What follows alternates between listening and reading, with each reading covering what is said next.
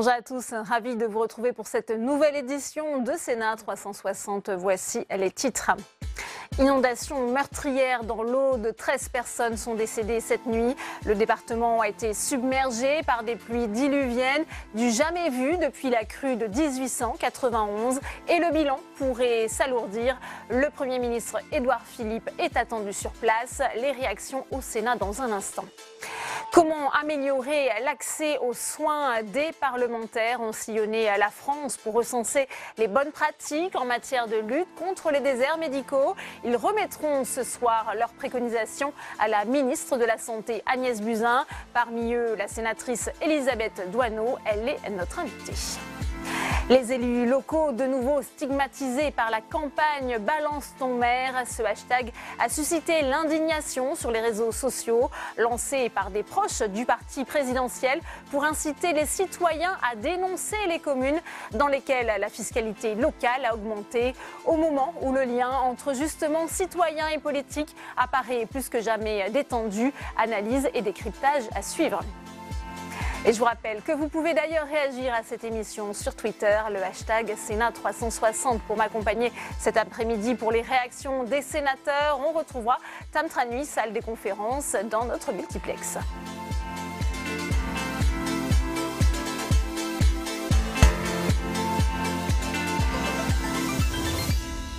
Et je vous le disais en titre, le bilan est donc particulièrement lourd pour le seul département de l'Aude. 13 morts, 8 blessés et une personne toujours reportée disparue après ces inondations meurtrières sans précédent. Le Premier ministre est attendu sur place, tout comme Emmanuel Macron qui se rendra dans ce département particulièrement endeuillé. Le détail avec Sandra Cerquera. Inexorablement, l'eau est montée toute la nuit dans le petit village de Villegayenc. Le pont n'a pas résisté, coupé en deux par la crue, tout comme la route principale. Il a plu l'équivalent de 5 mois de précipitations. Partout des murs effondrés, l'eau s'est infiltrée jusqu'à 1,80 m à l'intérieur des habitations. L'accès par voie terrestre est quasi impossible. Nous avons donc les rues qui sont donc gagnées donc par l'eau de manière donc qui sont de véritables donc rivières. Donc il faut surtout pas s'aventurer sur les routes et bien respecter les consignes données par Monsieur le Préfet de l'Aude de telle sorte à ce que les personnes ne se mettent pas en danger. À Trèbes, l'eau est montée jusqu'à 7 mètres. Dans cet immeuble, des habitants coincés sur leur balcon, ils se préparent à être évacués. Une crue inédite dans le village, de plus près de 130 ans. Les quais et les rues ont totalement disparu. Très vite, le Premier ministre Édouard Philippe a apporté son soutien aux familles des victimes et au secours. Pour apporter tout le soutien du gouvernement et de l'État à ceux qui sont victimes de ces inondations et de cet événement climatique, à ceux aussi qui apportent leur secours avec un professionnalisme et une compétence qui leur fait honneur. La crainte des secouristes, découvrir de nouvelles victimes. Les opérations de secours se poursuivent à l'heure actuelle, alors que les pluies se déplacent vers l'est du département et vers l'Hérault. Et nous sommes d'ailleurs en duplex de Trèbes avec vous, Sarah Thuonnet. Bonjour, vous êtes journaliste pour notre partenaire Via Occitanie. Je le disais, Sarah, vous êtes à Trèbes, c'est une commune qui a été particulièrement endeuillée par les inondations. Quelle est la situation sur place en ce moment ? Alors à l'heure actuelle, le nombre de victimes est toujours de 9. Ici, 9 des victimes sont issues de ce village. Pour l'instant, vous le voyez derrière moi, d'importants de ce moyen de secours sont toujours déployés. Ils recherchent encore d'éventuelles victimes coincées dans des maisons. L'eau encombre encore une partie du village et comme vous voyez, nous sommes en train d'être bougés. Il se pourrait qu'il y ait d'autres victimes très prochainement. Pour l'instant, l'eau encombre encore une partie du village. L'électricité n'a toujours pas été rétablie et les habitants sont nombreux, vous le voyez derrière moi, à partir de leur maison, valise à la main, en quête d'un endroit où passer la nuit au sec. Le Premier ministre Édouard Philippe sera attendu prochainement, normalement en fin d'après-midi sur la commune. Pour l'heure, il est à Villegayenc sur la commune d'à côté. Oui, Sarah, comment se passent les secours? Est-ce qu'ils ont des difficultés d'accès? On le disait, des hélicoptères ont pu être dépêchés sur place? Alors oui, on voit des hélicoptères qui tournent au-dessus de nous, mais surtout ce qu'on voit ici, ce sont des plongeurs qui font des allers-retours vers le port pour essayer de retrouver d'éventuelles victimes coincées dans leur maison. On sait que le port de Plaisance a été aussi durement touché par les inondations et certaines personnes peuvent être coincées dans les bateaux encore. Eh bien, merci à vous, Sarah, pour toutes ces précisions. Je rappelle que vous étiez en duplex de Trèbes avec notre partenaire Via Occitanie. Et on va continuer les réactions avec vous, Tam Tranui. Vous êtes au Sénat avec Jean-Marie Bockel, sénateur centriste du Haut-Rhin, justement sur ces inondations. Il avait travaillé sur ces problèmes dans un rapport récent. Jean-Marie Bockel, qu'est-ce que vous inspire ces terribles événements dans l'Aude? Cette crue, c'est du jamais vu depuis 1891 et le bilan ne cesse de s'alourdir. D'abord, le fait que nous nous sentons tous concernés, que ça peut maintenant arriver dans toutes nos régions et qu'on est sur un dérèglement climatique qui apporte au niveau du pays, au niveau de la planète, des réponses très fortes. Ensuite, nous avons au sein de la délégation aux collectivités locales fait un travail considérable après le drame de Xaintia sur, au fond, comment faire pour mieux anticiper au niveau d'un territoire, d'une commune, de tels événements avec nos collègues Christian Manable et François Calvé. Et nous en avons tiré quelques conclusions. Vous aviez appelé à une véritable mise en place d'une culture du risque dans les territoires. Et la culture du risque dans les territoires, concrètement, c'est la prévision, la prévention et l'information. La prévision, c'est les documents d'urbanisme, c'est tout ce qui peut être au long cours par rapport à la période d'avant où les risques n'étaient pas les mêmes, améliorés pour éviter qu'en cas de catastrophe, eh bien, il n'y ait pas des dégâts considérables dans des zones dramatiquement touchées et où il ne devrait pas y avoir d'habitation ou au contraire un certain nombre de protections, etc. Et puis la prévention, c'est, on sait quand même aujourd'hui avec les prévisions météo, etc., quelques jours à l'avance, plus ou moins, mais quand même dans les grandes lignes, le degré d'intensité que peut avoir une... Sur un orage cévenol tel que celui-là, Météo France avait dit que c'était très difficile de c'est savoir. très difficile, mais... Bon, la prévention, c'est quand même, dès qu'on sent que ça peut être un peu plus grave que d'habitude, ou tout simplement grave, d'anticiper et de passer au stade de l'information de la population, des systèmes de SMS, y compris en direction de la jeunesse. Puisqu'on parle de la jeunesse, il y a tout un travail de sensibilisation qui, lui, devrait se faire au long cours, même en dehors de tout risque avéré, même en saison où il n'y a pas de problème, de manière à ce qu'on ait des bons réflexes. Je vous donne un exemple qui n'a rien à voir, mais je connais un peu le Japon, où il y a régulièrement des tremblements de terre. Aujourd'hui, bien sûr, il peut y avoir des drames, mais la population est, dès le plus jeune âge, prêt à avoir, avant et pendant et après l'épisode, qui parfois est très grave, la bonne attitude, le bon comportement, les documents d'urbanisme, la manière dont on construit les bâtiments à certains endroits, enfin, toutes choses qui existent en France. Ce n'est pas encore le cas. Tout ça existe, beaucoup de choses existent. La France est un pays très réglementé, très organisé, mais il faut bien dire que depuis un certain nombre d'années, ce sont des phénomènes nouveaux auxquels on n'était pas habitué. Qui s'enchaînent, il y en a de plus en plus. Moi, j'étais maire longtemps, on parlait pour un certain nombre de cours d'eau qui traversent les villes, de risques décennal ou centenal, sauf que le risque centenal, il va peut-être un jour devenir décennal, ou en tout cas arriver pas simplement de manière hypothétique, et il faut s'y préparer parce qu'il n'y a jamais absence totale de risque, mais on peut quand même éviter qu'il y ait des drames, des morts et des situations auxquelles les gens mettent des années à se remettre. On peut certainement mieux faire, c'est l'esprit de notre travail parlementaire. Soyons écoutés. Eh bien, merci beaucoup Jean-Marie Bockel pour votre réaction. Merci à vous, Tam, pour cette réaction. Et dans ce contexte, le remaniement du gouvernement ne sera pas annoncé aujourd'hui. Annonce de l'Élysée. Priorité est en effet donnée au secours des victimes de ces inondations dans l'Aude. Le président Emmanuel Macron a d'ailleurs souhaité que le gouvernement soit disponible auprès des sinistrés et il se rendra sur place dès que possible, selon son entourage. On en vient à présent à la question de l'accès aux soins. Il y a un an, le gouvernement lançait un plan pour améliorer l'offre de soins sur le territoire. Des parlementaires étaient chargés de suivre son application et de proposer de nouvelles pistes inspirées des expériences réussies sur le terrain. Leurs conclusions seront présentées ce soir à la ministre de la Santé, Agnès Buzyn. Le détail avec Samia Dechir. Partir des solutions déjà expérimentées dans les déserts médicaux. C'est la philosophie de travail des parlementaires et médecins chargés de suivre le plan d'accès aux soins lancé il y a un an. Leur rapport propose des pistes d'amélioration. Parmi elles, le développement des stages ambulatoires pour les internes dans les zones sous-denses. Il préconise la création d'internats ruraux et une meilleure indemnisation des stagiaires dans ces zones. Car ces stages peuvent inciter des jeunes praticiens à s'installer sur un territoire qui en a besoin. Le rapport préconise également d'aider au regroupement des professionnels en favorisant l'émergence d'un nouveau métier, les coordonnateurs de soins. Fonctionner en maison ou en centre de santé demande un travail administratif supplémentaire que ces coordonnateurs de soins pourraient assumer à la place des médecins. Concernant le développement de la télémédecine, le rapport propose de s'appuyer sur les pharmacies qui assurent encore un bon maillage territorial en les aidant à s'équiper. Enfin, les auteurs recommandent de s'appuyer davantage sur la diversité des professionnels de santé. Alors que l'on manque de médecins, les sages-femmes, elles, sont de plus en plus nombreuses. Le rapport propose donc d'étendre le champ de leurs compétences, en leur permettant par exemple de vacciner la mère et l'enfant. Et avant de débattre des propositions du rapport, voyez le quotidien d'un médecin de l'Indre. À 70 ans, il s'apprête à prendre sa retraite sans remplaçant pour le moment. C'est une situation qui inquiète les habitants, tout comme les élus. C'est un reportage d'Héloïse Grégoire avec Flora Sauvage. Comment ça va là depuis la dernière fois qu'on s'est vu? Ça se poursuit pas trop mal, mais oui. J'ai besoin de vous voir de temps en temps quand même. Hein.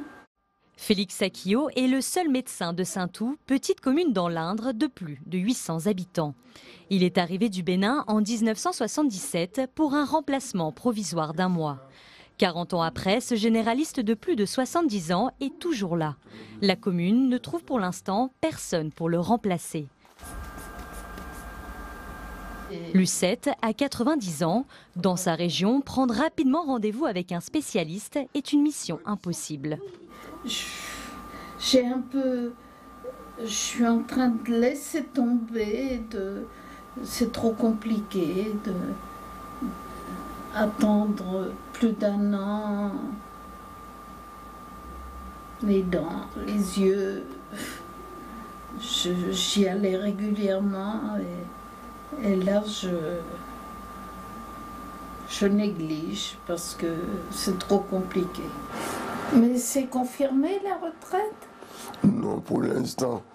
Tant qu'il n'y a personne et tant que j'ai ma tête, je vais continuer à assister tout le monde. D'accord? Vivement que la jeune génération arrive. D'accord?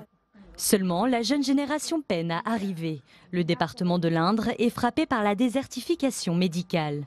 Docteur Akio est débordé. Oui, oui. Afin de résoudre ce problème, la mairie de Saint-Tout est en train de construire une annexe de la maison médicale de la commune voisine pour faciliter la succession du docteur. Il se sentira plus seul comme moi. Donc il y aura d'autres confrères, les infirmiers, les kinés, les ostéos, les masseurs kinés, et tout ce qu'il faut à côté, il se sentira plus seul. Dans la région, le nombre de médecins généralistes ne cesse de diminuer. Aujourd'hui, ils sont à peine 150 dans le département de l'Indre. Depuis 2017, la mairie de Saint-Tout cherche activement le remplaçant de Félix Sakio. Elle envoie ce prospectus à toutes les facultés de France et des pays francophones à la recherche désespérément d'un médecin généraliste. Eh bien, malheureusement, des effets pas beaucoup. Parce que forcément, on n'est pas les seuls à chercher un médecin généraliste. En fait, on a eu à ce jour 3 contacts, 3 réponses, enfin 3 médecins, 3 potentiels médecins, j'allais dire. Le souci, c'est que tous les 3, ils sont hors Europe, donc ils n'ont pas les diplômes, enfin ils n'ont pas l'équivalence pour venir travailler en France. Les médecins sont peut-être plus attirés par le soleil, par la Côte d'Azur que par la région centre. Il y a peut-être aussi une mauvaise image de notre région, je ne sais pas. On se pose des questions, c'est vrai qu'on peine à trouver.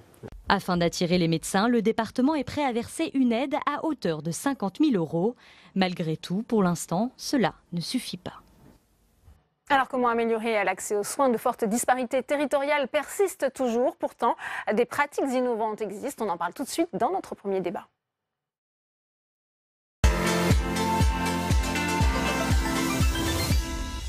Et on ouvre le débat dans Sénat 360 avec mes invités. Elisabeth Doineau, bonjour, merci d'être avec nous. Vous êtes sénatrice centriste de la Mayenne. Vous êtes justement co-auteur d'un rapport qui sera présenté ce soir à la ministre Agnès Buzyn. Vous avez fait le point justement sur le plan du gouvernement sur l'accès aux soins. On va en parler dans un instant. Catherine Arnoult, bonjour, est également avec nous. Vous êtes maire d'hiver droite de Chanteloup-les-Vignes et vous êtes par ailleurs médecin, il faut le préciser. Véronique Guillotin est également avec nous. Vous êtes sénatrice RDSE de la Meurthe-et-Moselle. Et le docteur Pascal Joly est également avec nous. Vous êtes le président de la Société française de dermatologie. Bonjour, monsieur. Elisabeth Doineau, on vient de voir ce reportage. Forcément, ça vous parle puisque pendant un an, vous avez sillonné le territoire français. C'est une situation que vous avez bien constatée sur le terrain. Ces médecins qui ont du mal à prendre leur retraite, l'inquiétude des patients, tout comme des élus. La situation que nous venons d'observer dans l'Indre peut être observée dans beaucoup de départements de France. En réalité, il n'y a plus un seul département qui aurait comment éviter des problèmes de démographie médicale. On est tous les héritiers de décisions qui ont été prises il y a bien longtemps, où le numerus clausus avait été diminué de plus de la moitié. Et donc jusqu'en 2025, malheureusement, nous devrons finalement affronter cette situation. Alors pour y répondre, le médecin qui a parlé a donné un début de réponse. Et il a dit, bien maintenant, pour me faire remplacer, on est en train de construire une annexe à côté de la maison médicale. Et c'est tout à fait ça. Il faut en fait organiser les territoires pour répondre à ce problème d'accès aux soins qui est très angoissant pour les citoyens, très angoissant pour les élus et très angoissant pour les professionnels eux-mêmes. C'est très angoissant, Catherine Arnoult, mais c'est compliqué aussi pour les élus locaux de faire revenir des médecins quand il y a un problème comme ça de démographie médicale. On le voit, des incitations financières, ça ne suffit pas toujours. Oui, d'autant plus que nous, les médecins, on l'avait dit il y a très longtemps, on avait dit qu'entre 2015 et 2025, le drame allait vraiment arriver, il fallait savoir l'anticiper, ça ne l'a pas été. Donc en tant qu'élu, j'ai acquis une espèce de nouvelle compétence, c'est-à-dire s'occuper de professions qui étaient des professions libérales, indépendantes, et qui, jusqu'à présent, jusqu'à ces dernières années, s'installaient en autonomie, même s'ils représentaient une espèce de service au public, enfin un service au public. Mais en tant que médecin, j'ai été confrontée à ça. Moi, je me suis installée à l'époque où on se bagarrait pour arriver à vivre, nous les médecins. Et je suis partie après 4 ans de recherche d'un remplaçant que je n'ai jamais trouvé.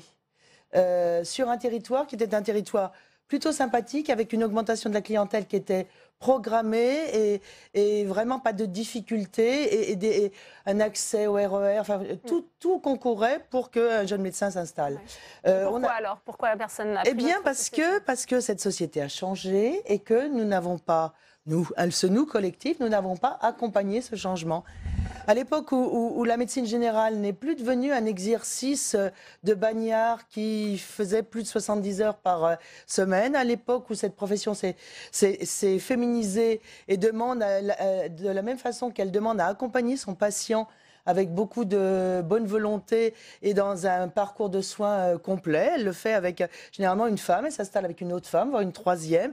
Elle a un parcours de vie et puis elle a un parcours professionnel. Et tout ça dans les années 2006-2007, personne ne l'avait entrevu. Nous l'avions dit, nous médecins, nous l'avions dit, les syndicats l'avaient dit, mais personne ne l'avait vraiment anticipé. Or, il faut savoir qu'actuellement, cette espèce d'angoisse de désert médical sur certains territoires, comme les territoires de quartier politique de la ville, elle existait déjà dans les années 2006-2007. Il y a un endroit actuellement qui est un endroit de désert médical absolu, c'est Paris. Est-ce que quelqu'un l'aurait imaginé il y a 10 ans? Donc en fait, il faut penser maintenant à la fois un accompagnement médical, parce que le médecin a besoin d'être accompagné dans un groupe de services au public. Il faut le repenser sans doute comme ça. Donc on ne doit pas tout faire, mais on doit faire beaucoup pour accompagner aussi l'envie d'aller vers, l'envie de redécouvrir ce qu'était le fond de la médecine générale, c'est-à-dire une médecine de proximité, une médecine d'attention à une famille, à des familles. Et donc c'est peut-être comme ça qu'on peut tous accompagner. Véronique Guillotin, on peut inverser cette tendance, même si ça a été rappelé, il y a des erreurs qui ont pu être produites par le passé. Alors moi, je souscris complètement. J'ai à peu près le même parcours que vous. Je suis médecin généraliste et j'ai connu en l'espace de très peu de temps une petite génération, un bouleversement complet des envies déjà des nouveaux praticiens qui sont effectivement des femmes. Mais je pense que la féminisation n'est pas le n'est pas le seul motif, puisque les hommes également ont envie d'avoir aujourd'hui un équilibre entre leur vie professionnelle et leur vie familiale et leur vie de loisirs. Et tout ça n'a absolument pas été anticipé. Ça, plus effectivement la baisse du numerus clausus, plus la transformation. Enfin, aujourd'hui, on est sur des maladies chroniques, beaucoup plus que des maladies aiguës. Donc, nous, on avait un parcours de soins très simple. Les gens venaient, on travaillait à l'acte, ils revenaient, repartaient. Quand ça n'allait pas, il allait à l'hôpital ou alors il allait voir un spécialiste. Aujourd'hui, les choses ont complètement changé. La population vieillit, les besoins ne sont pas les mêmes. Les praticiens, les médecins changent également dans leurs souhaits. Alors, est-ce que l'on peut changer ou bouleverser, vous avez dit, je ne sais pas, transformer? Inverser la tendance? Inverser la tendance, faut déjà freiner. Alors, ça a été dit, les chiffres sont parlant d'eux-mêmes. La démographie médicale n'ira pas en s'améliorant les 5 à 10 années à venir. Donc, il faut trouver des moyens. La situation est à mon avis complexe, mais il y a tout un système qui peut être favorable et il faut révolutionner l'organisation des soins. Alors il y a des débuts de réponse, maisons de santé pluriprofessionnelles, exercice coordonné de la médecine. Effectivement, quand il y a moins de médecins, il faut concentrer leur temps médical, c'est-à-dire leur donner du temps médical utile en déléguant des tâches, en l'aidant on a des nouvelles professions qui vont probablement émerger. Et vous avez dit quelque chose qui, à mon sens, est absolument juste, c'est-à-dire il faut redonner l'envie et faire connaître à ces jeunes médecins ce qu'est la médecine en territoire, alors que l'on dénote toujours négativement aujourd'hui, sous-dense, difficile, rural, isolé, désertifié. Voilà. Effectivement, c'est terme qu'on a souvent employé. Voilà, c'est de la médecine, effectivement, qu'il faut aujourd'hui remettre très très tôt dans les études médicales. Il y a plein de petits moyens, mais je pense qu'on y reviendra. On va y venir, Pascale Joly. Il faut révolutionner l'organisation des soins aujourd'hui. Qu'est-ce que ça vous inspire, cette phrase? Est-ce que c'est la solution? Il faut surtout adapter notre système de santé à ce que souhaitent les jeunes médecins, parce que, outre le numerus clausus, il y a une chose dont il faut tenir compte qui est très importante, c'est le changement complet de la sociologie des médecins et des jeunes médecins. À l'époque du médecin généraliste que vous avez vu, là, qui a 70 ans, les médecins étaient seuls. Ils gagnaient d'ailleurs, cette génération gagnait beaucoup plus d'argent que maintenant. Leur conjoint ne travaillait pas habituellement et ça les gênait moins finalement d'aller dans des régions comme ça qu'on appelle des déserts médicaux. Maintenant, pour former des internes depuis 20 ans, les jeunes médecins que l'on forme sont en couple. Ils ont fait tous les deux, en général, des études supérieures. Et pour eux, c'est difficile d'aller s'installer au fin fond de l'Orne ou de je ne sais où, parce que le conjoint aura beaucoup de mal à trouver un travail. Avant, le conjoint ne travaillait pas, globalement, avec les médecins tels qu'on en a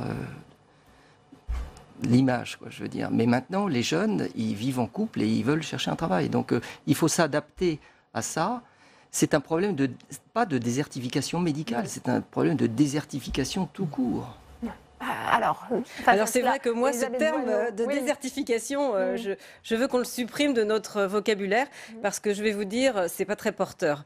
Quand vous avez dans le journal, voilà, telle commune qui a plus qu'un médecin et puis qu'il est débordé, qu'il est presque au bord du burn-out, et que vous c'est une réalité, Elisabeth Doisneau, qu'on ne peut pas nier. Oui, mais on peut dire une zone sous-dotée, une zone sous-dense, mais ce terme de désertification, ça effectivement imprime dans la tête des gens que ce territoire-là, il n'est non seulement un désert médical, mais il est aussi un désert tout court. Et donc, c'est absolument à proscrire, parce que si on veut attirer des jeunes médecins, nous, on a rencontré lors de notre périple autour de France que nous avons fait, les 3 délégués que sont Sophie Augros, Thomas Meignier et moi-même, nous avons rencontré beaucoup d'étudiants. La plupart nous disaient, c'est vrai que les stages, quand on nous envoie en campagne, au début on dit, oh là, pas vraiment, comment dirais-je, optimiste sur l'envie d'y aller, quoi. Et puis finalement, on en revient en se disant, mais pourquoi pas s'installer dans ces territoires-là? Parce que la richesse de l'apprentissage de la médecine générale sur des territoires comme cela, ça vous ouvre en tout cas des responsabilités et puis une capacité aussi à rencontrer d'autres professionnels de santé. Ça fait partie des pistes justement contenues dans le rapport, développer les stages justement ambulatoires pour les internes dans ces zones sous-denses, ou alors créer des internats ruraux et mieux les indemniser, ces jeunes praticiens. C'est exactement ce qu'il faut faire. Nous, ce qu'on préconise, c'est accompagner, mieux accompagner les stagiaires, mieux accompagner les professionnels aussi qui réfléchissent sur un projet territorial de santé, toujours mieux accompagner. Mais en ce qui concerne les stagiaires, c'est vrai qu'ils ont besoin d'avoir un accueil particulier parce que quand ils sont à la fac, par exemple, à Angers et qu'ils viennent en Mayenne, il faut aussi qu'on leur propose un logement, il faut aussi qu'on leur propose un certain nombre de choses. Et donc là, on a lancé d'ailleurs ce matin en Mayenne une conciergerie. Une conciergerie, c'est-à-dire un accueil de l'environnement de ce jeune praticien. Et donc, il va avoir de l'aide sur effectivement l'hébergement, mais au-delà de ça, on l'accompagnera justement pour connaître le tissu économique de son territoire. On lui fera connaître aussi d'autres professionnels, parce que quand on est un jeune et qu'on s'installe, la difficulté aujourd'hui, c'est qu'il faut avoir aussi des qualités managériales, de comptabilité, même des connaissances fiscales. Et donc, on lui fera connaître des professionnels qui pourront l'aider, l'accompagner dans ce domaine. Et puis, c'est aussi peut-être accompagner son épouse à une installation qui est différente de son choix, lui. Et donc, vous voyez, une conciergerie, internat rural, c'est ce qu'on a pu voir aussi dans certains lieux. Mais il y a aussi beaucoup d'élus qui mettent à disposition un logement. Ça c'est vu, c'est déjà fait depuis un certain nombre d'années. Des incitations financières, des logements, oui. Catherine Arnoult, tous les moyens sont bons pour attirer de jeunes praticiens sur ces territoires. Absolument. Alors, au Conseil départemental des Yvelines, nous avons monté l'année dernière un appel à projet maison médicale qui ne se contentait pas de construire des murs. Construire des murs, ça ne favorise pas un parcours de santé. L'idée, c'était de dire, ces jeunes professionnels ont d'abord besoin de connaître les territoires pour avoir envie d'y rester. Et puis, on peut aussi imaginer qu'ils n'aient pas envie d'y rester toute leur vie, comme c'était le cas des gens qui s'installaient dans les années 1970. Peut-être qu'un jeune professionnel de santé, un jeune médecin, a un parcours de vie de 5-10 ans sur place, et puis parce que son conjoint sera muté ailleurs, il aura un parcours de vie médicale ailleurs. Donc il faut accompagner ça. Le médecin, il est naturellement plus maintenant le propriétaire de son lieu d'exercice. Mais il peut être un locataire dans une espèce de location multiple portée par des institutions. Là, le Conseil départemental a monté un projet à 3 volets. Le premier, c'est de créer des maisons médicales pluridisciplinaires, mais qui peuvent porter d'autres projets. Une halte garderie, un logement, un accueil poste, une multiple proposition de services au public, de façon à faciliter la vie, surtout dans la grande ruralité. Le deuxième, c'est accompagner financièrement ces jeunes professionnels lorsqu'ils s'installent pour la première fois, qu'ils sont justement à découvrir ce qu'est la comptabilité, la gestion des patients, la gestion donc en finançant du personnel pendant un certain temps. Avec le revers de la médaille, pardon Catherine Arnoult, mais parfois, comme il y a cette surenchère aussi auprès des élus, ça fait monter les offres. Ça, c'est un risque aussi. Alors, troisième volet, parce qu'il est important aussi, c'est de financer les maîtres de stage, parce que les maîtres de stage sont importants, parce qu'ils attirent des jeunes médecins, et accompagner ces jeunes médecins ou ces jeunes stagiaires dans l'aide à la mobilité. Mais il ne faut surtout pas qu'une ville soit concurrente d'une autre. Du coup, on a demandé de travailler, nous avons travaillé sur des espèces de bassins où il fallait que chacune des communes soit d'accord pour monter ensemble ce projet dans le cadre d'une intercommunalité. Parce que c'est fini le temps où chaque petite commune avait son groupe de médecins. L'offre de soins, ça va être l'offre de soins via la mobilité des patients. Ça, c'est une solution, le regroupement de professionnels, Véronique Guillotin. Oui, moi, j'ai deux petits exemples. Alors déjà, je voudrais redonner l'importance des territoires sur ce sujet-là. Donc, il y a un plan national et il faut qu'il y ait une déclinaison territoriale. Vous avez parlé du département. Moi, je suis également une élue régionale et les territoires ne peuvent plus aujourd'hui se désintéresser du sujet de la santé, même si ce n'est pas des compétences obligatoires. Et on a, comme vous, on s'est posé la question de savoir comment une région pouvait accompagner ces professionnels à venir s'installer dans leur nouvelle volonté de pratique médicale.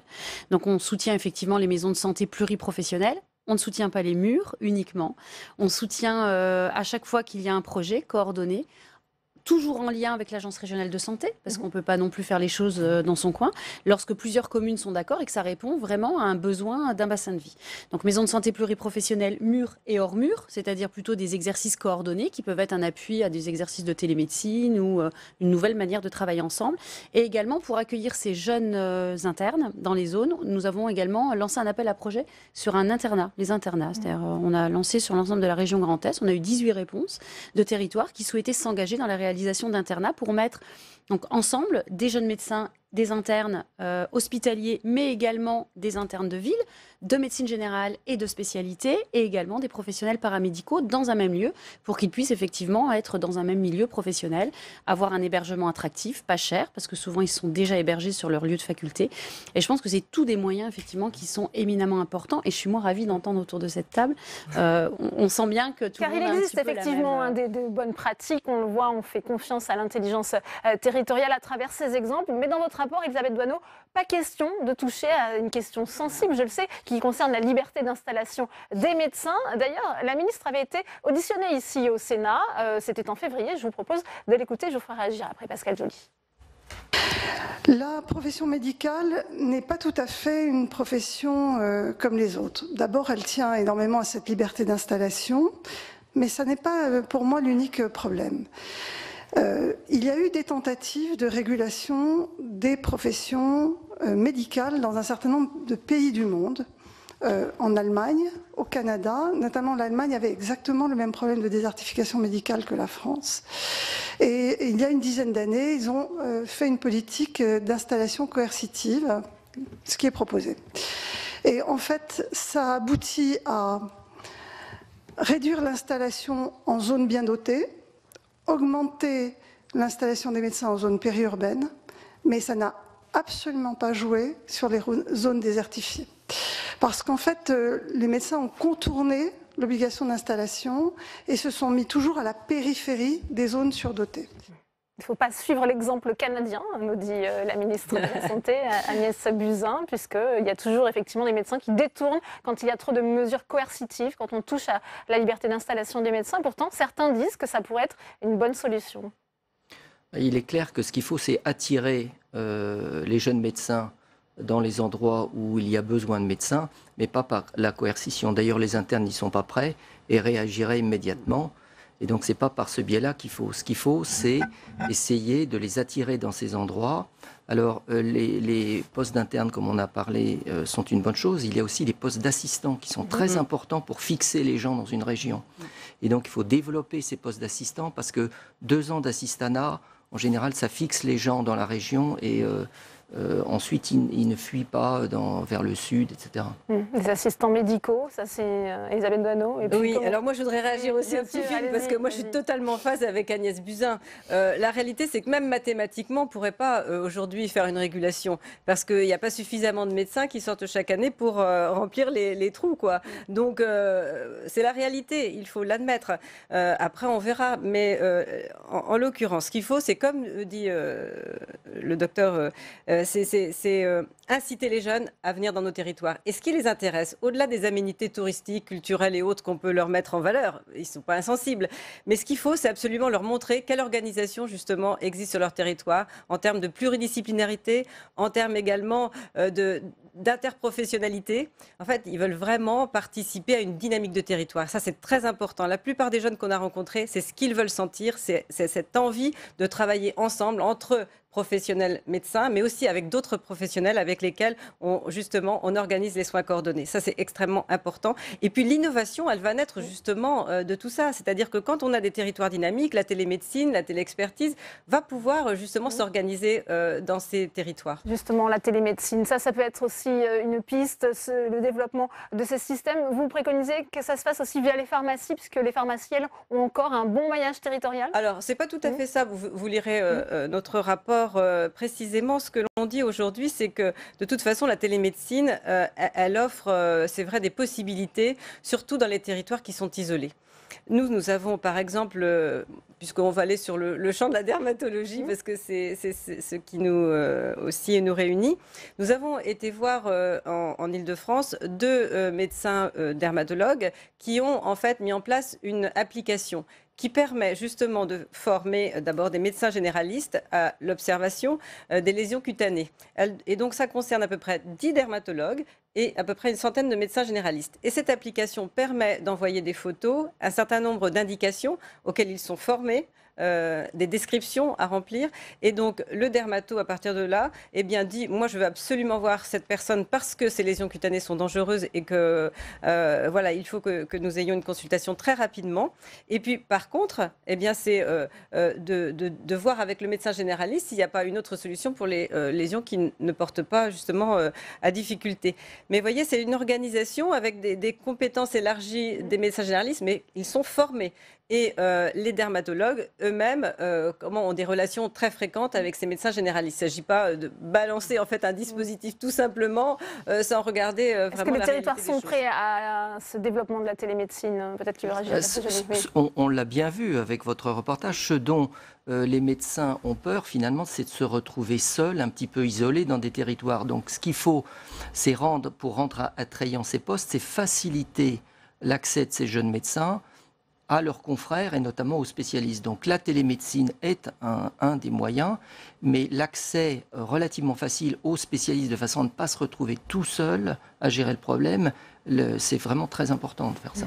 Véronique Guillotin, est-ce que le gouvernement a enfin pris la mesure aussi de toutes ces difficultés d'accès aux soins? On sait qu'il y a ce rapport, il y a eu des annonces, notamment en ce qui concerne le numerus clausus. Est-ce qu'on va réussir justement à endiguer ce phénomène? J'espère qu'on va réussir. Est-ce qu'ils ont pris la mesure? Moi, j'ai tendance à dire que le diagnostic est bon.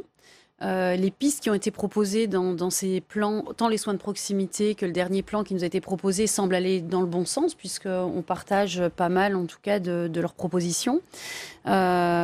Redonner ma position sur la coercition, moi je suis absolument défavorable à la coercition, je n'y crois pas du tout.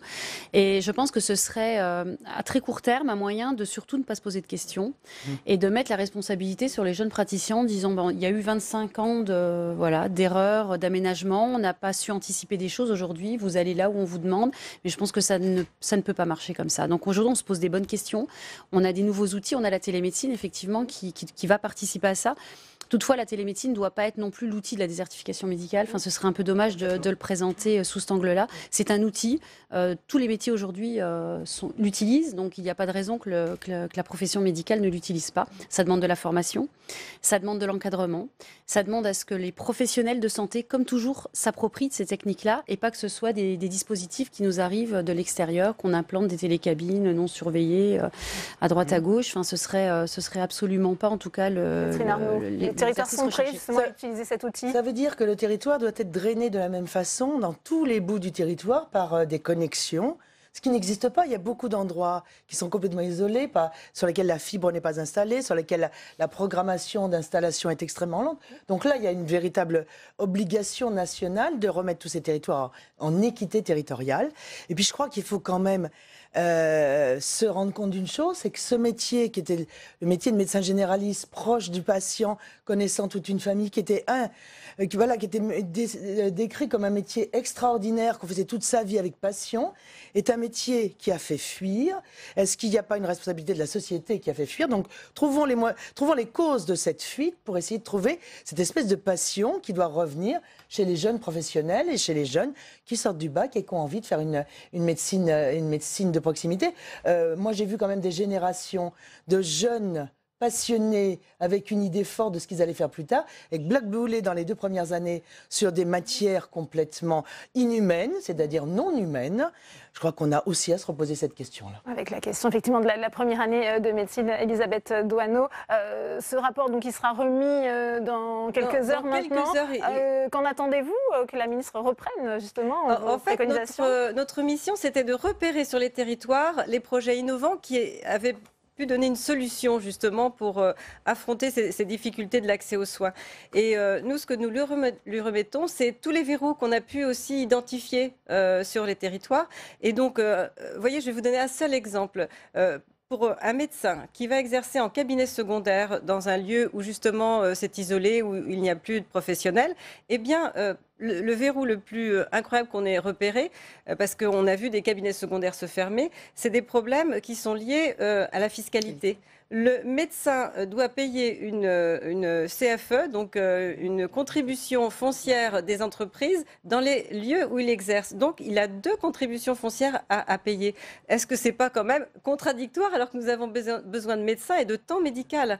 Donc c'est plein de petites choses comme ça que nous avons relevées et nous espérons que la ministre sera sensible à ces propositions parce que justement ça pourra permettre que les choses se passent mieux sur l'ensemble des territoires. Eh bien, merci à vous Elisabeth Doineau, merci Catherine Arnoux, merci Véronique Guillotin, merci Pascal Joly.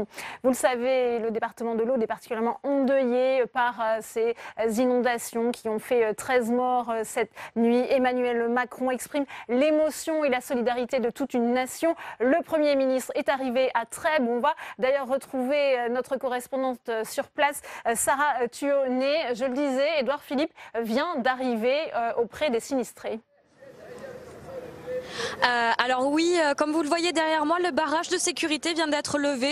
Tous les gens sont dans la rue et on attend la venue du Premier ministre. Mais ce qu'attendent surtout les gens de Trèbes, c'est des réponses à leurs questions. Beaucoup nous disaient qu'ils sont dans la rue depuis 3 heures du matin. Ils ne savent pas où se mettre, ils ne trouvent pas d'endroit où aller à l'abri. Ce qu'ils attendent maintenant, c'est surtout des informations pour savoir s'ils pourront passer la nuit au sec ou même retourner dans leur maison pour récupérer quelques affaires.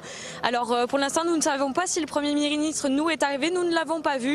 Et nous attendons sa venue comme beaucoup de gens ici. Est-ce qu'il y a des consignes particulières qui ont été données aux habitants, Sarah ? Alors pour l'instant, les habitants doivent toujours quitter leur maison. Ils ne peuvent pas retourner sur les lieux. C'est trop dangereux. Il reste toute une partie du village qui est inondée, notamment près du port de Plaisance. Alors les habitants prennent leur mal en patience. Ils essayent de s'entraider entre eux. Ils se nourrissent. La boulangerie est venue nous donner quelques baguettes tout à l'heure. Et là, tout ce qu'ils aimeraient, c'est avoir juste un petit endroit où se mettre au chaud pour pouvoir boire un café, par exemple. Oui, comment se passe la mobilisation, l'action des secours sur place? On le disait, ils ont des difficultés à intervenir? Alors les pompiers ont des difficultés à intervenir parce que beaucoup d'habitations sont encore sous l'eau. Il y a également le port de Plaisance qui a été très touché. On imagine que des victimes se retrouvent à l'intérieur des bateaux. Alors derrière nous, on voit les plongeurs et les gendarmes qui n'arrêtent pas de faire des allers-retours. Mais c'est vrai qu'il y a des difficultés pour intervenir. Il y a également les hélicoptères qu'on voit tourner. Alors même si le beau temps est revenu, c'est toujours très compliqué sur place. Bien, merci à vous Sarah. Je rappelle que vous êtes justement en direct de Trèbes grâce à notre partenaire Via Occitanie. Et Emmanuel Macron a donc réagi à ces inondations meurtrières. Il exprime la solidarité et l'émotion de toute une nation. Je vous propose d'écouter. Avant toute chose, laissez-moi vous dire l'émotion et la solidarité de toute la nation à l'endroit de nos compatriotes victimes des inondations et de leurs familles dans l'Aude. J'ai demandé au Premier ministre et au ministre de se rendre sur place cet après-midi. Ils y sont actuellement. L'ensemble des services de secours sont mobilisés de manière exemplaire et je les en remercie. Mais je veux ici exprimer la solidarité de toute la nation française et vous remercier, Monsieur le Président, pour vos mots de soutien à votre arrivée. Voilà, et on en vient maintenant à l'actualité parlementaire au Sénat, puisque nous sommes à la veille de la lecture en séance des conclusions de la commission mixte paritaire sur la loi Elan. Je vous propose de revenir sur le texte qui sera soumis demain à l'approbation des parlementaires avec Stéphane Amalian. Après l'Assemblée nationale, c'est au Sénat de valider le texte adopté en commission mixte paritaire. Parmi les mesures phares figure la part des logements neufs accessibles aux personnes handicapées. Jusqu'à présent, 100% des constructions devaient respecter ces normes. Les députés voulaient passer à 10%, les sénateurs 30%, la poire est coupée en deux, 20%. Cependant, tous les logements devront être adaptables. Concernant le logement social, place aux économies, les organismes de moins de 12 000 logements devront se regrouper. Les ventes de HLM seront encouragées, le maire devra toutefois donner son accord lorsque la commune n'atteint pas le seuil fixé par la loi SRU. C'était une exigence du Sénat. Par ailleurs, une expérimentation sera menée pour que certaines communes mutualisent la construction de nouveaux logements sociaux afin d'atteindre 25% de HLM. Les squatteurs, eux, ne pourront plus se prévaloir de la trêve hivernale ni du délai de 2 mois pour la mise en œuvre de leur expulsion. Les personnes condamnées pour trafic de stupéfiants pourront voir leur bail résilié. Enfin, un dispositif d'occupation temporaire des bâtiments vacants pour les plus démunis sera expérimenté pendant 4 ans. Et on prend la direction de la salle des conférences du Sénat où nous attend Tam Tranui avec votre invitée. C'est la présidente de la commission des affaires économiques, la sénatrice LR Sophie Primas. Oui, Sophie Primas, le groupe Les Républicains et vous-même allez voter pour le projet de loi Elan négocié en commission mixte paritaire. Néanmoins, sans grand enthousiasme, le texte comme cela ne vous convient tout de même pas tout à fait. Non, cela ne nous convient pas tout à fait, mais il y a deux choses. Il y a la politique du logement en général du gouvernement et puis il y a le texte Elan précisément. Nous ne partageons pas la politique générale du gouvernement sur le logement et nous aurons l'occasion de le dire longuement pendant le projet de loi de finances où nous ne sommes pas d'accord avec les orientations budgétaires notamment qui sont données et à l'impulsion qui a été donnée l'année dernière sur notamment les APL et la réduction des loyers qui sont portés par les bailleurs. Alors pourquoi voter ce texte pour éviter le pire ? Sur ce texte, c'est un texte extrêmement technique qui ne traite pas de finances. Nous n'avons pas du tout remis en cause quoi que ce soit qui traite des finances. En revanche, ce texte est un texte essentiellement technique dans lequel le Sénat a pu faire des apports nombreux qui sont issus de propositions de loi parlementaires et notamment sénatoriales sur un grand nombre de thèmes. Nous avons corrigé ce qui nous semblait être le plus difficile dans ce texte et notamment nous avons redonné aux maires leur place dans la politique du logement. C'est la raison pour laquelle nous voterons, mais ce n'est pas un blanc-seing, à la politique du logement. Mais tout le monde n'est pas d'accord avec vous. Valérie Létard, notamment, nous a encore dit aujourd'hui que c'est un texte très mauvais pour les collectivités. Elle votera contre ce texte avec d'autres membres de son groupe. Valérie Létard a une grande difficulté avec un élément de ce texte qui concerne le fléchage des recettes issues des ventes de logements sociaux. C'est là-dessus que Valérie Létard focalise l'essentiel de son mécontentement. Je peux la comprendre au regard de son territoire particulier, mais il nous semble que ce cas précis doit être dépassé par les apports du Sénat, notamment vis-à-vis des maires et du poids des maires. Elle craint en effet que les communes qui ont le plus de logements sociaux n'aient pas d'avis à donner sur la vente de leur propre patrimoine social. C'est ça sa difficulté. C'est exact. C'est exact. Des communes pauvres avec des habitants qui C'est exact, puisque la vente de logements sociaux sera soumise à l'avis du maire lorsque celui-ci n'a pas atteint les seuils de SRU. Donc, en cas contraire, effectivement, l'avis du maire, comme aujourd'hui d'ailleurs, ne sera pas demandé. On le voit, en tout cas, ce texte risque donc de braquer certains élus locaux dans un contexte déjà compliqué. Une petite question pour terminer. Que pensez-vous du mouvement Balance ton maire qui a été lancé par des proches de la République En Marche qui ont ainsi voulu dénoncer un certain nombre d'élus locaux, de maires qui avaient augmenté le taux de leur taxe d'habitation? Alors d'abord, je me porte en faux contre ce que vous venez de dire. Les maires sont plutôt satisfaits. Moi, dans les Yvelines, je sors du congrès des maires des Yvelines. Ils ont été extrêmement satisfaits des apports du Sénat sur cette loi Elan. Quant aux balances ton maire, c'est vraiment une puérilité que je n'ose même pas commenter, puisque aujourd'hui on voit bien dans les événements de tous les jours vers qui se tournent les habitants de Trèbes aujourd'hui. C'est bien sûr vers leur maire, vers leurs élus locaux qui toute la nuit ont travaillé. Vous savez, les élus locaux sont les soldats de la République. Heureusement qu'ils sont là pour tenir le maillage de la République et ce genre d'initiative est presque honteux. Oui. Comment jugez-vous justement les relations entre l'exécutif et les élus locaux actuellement? On le sait, ce sont des relations très compliquées, très difficiles. Ce sont des relations très tendues, très mauvaises. Et de la même façon que le président du Sénat l'a dit et redit, moi j'appelle à ce que le Sénat soit le lieu où tout le monde se reparle. Je pense qu'on ne peut pas rester dans cette situation parce que ce maillage territorial est prêt à craquer dans les communes, dans les intercommunalités, dans les départements où nous ne voyons pas à 6 mois. Nous ne voyons pas notre avenir à 6 mois et notamment notre autonomie financière qui quand même le nerf de la guerre. Bien, merci beaucoup Sophie Primas pour votre réaction. Merci. Merci à vous Tam pour cette réaction en direct. Dans le reste de l'actualité au Sénat, un colloque sur les filières de la mode organisé par le groupe d'études sur les métiers d'art et d'artisanat. Des filières en plein essor, comme nous l'explique Catherine Dumas, sénatrice LR de Paris, était au micro de Stéphane Amalian. Ce colloque vise à permettre une rencontre entre les parlementaires qui font la loi et tous les professionnels liés au métier de la mode au sens large du terme, c'est-à-dire avec tous les métiers annexes, la maroquinerie, la bijouterie. C'est un vrai pilier pour la France, c'est un pilier encore une fois en termes de chiffre d'affaires, mais aussi, et c'est ça qui est important, c'est un pilier en termes de culture, de patrimoine, ce sont des valeurs patrimoniales, et puis aussi en termes d'export, parce qu'en fait c'est c'est l'image de la France. C'est pour ça que les touristes viennent chez nous et ce sont aussi les produits que nous vendons le plus à l'export. C'est plus que l'aéronautique, c'est plus que l'industrie automobile et c'est surtout beaucoup plus dans le cœur des Français puisqu'on touche au patrimoine, au savoir-faire. Et là, je pense que la France a un vrai atout. Et on en vient à présent au second débat de Sénat 360 consacré à ces relations élus-collectivités territoriales. Elles sont au plus bas alors que le gouvernement pourrait à l'occasion du remaniement créer un grand ministère dédié au territoire. La campagne Balance ton maire lancée sur les réseaux sociaux pour inciter les citoyens qui ont vu leur taxe d'habitation augmenter à dénoncer leur commune est venue jeter de l'huile sur le feu. On en parle tout de suite.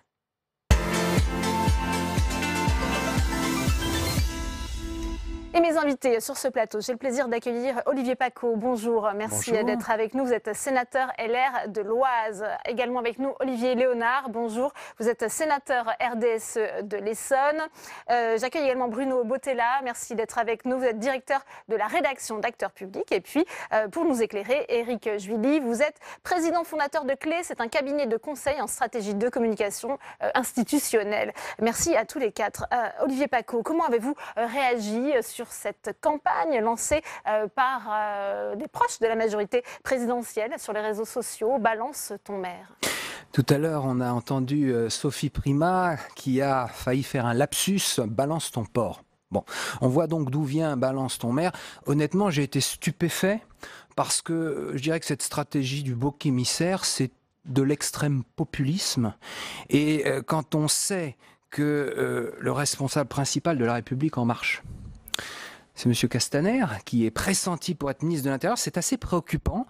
Et effectivement, ce n'est pas fait pour améliorer, décrisper les relations entre les élus locaux, notamment les maires, qui sont particulièrement dévoués à leur commune et à leurs habitants, et le gouvernement, oui. Alors depuis, on sait que La République En Marche a reconnu une erreur. Et Olivier Léonard, est-ce que vous diriez, comme François Baroin, président de l'Association des maires de France, que c'est un dénigrement irresponsable ? Oui, on peut dire ça, mais en même temps, j'ai envie de vous dire qu'on est dans un pays qui ne va pas bien. Un pays où on en est au stade où on balance les gens, quels qu'ils soient, d'un certain point de vue, moi, me pose souci. On a besoin d'un pays où finalement c'est la concorde qui doit régner. C'est des difficultés qu'il faut surmonter. Ces difficultés, elles sont extrêmement importantes, que ce soit à l'échelon national, que ce soit à l'échelon international. Et on frise...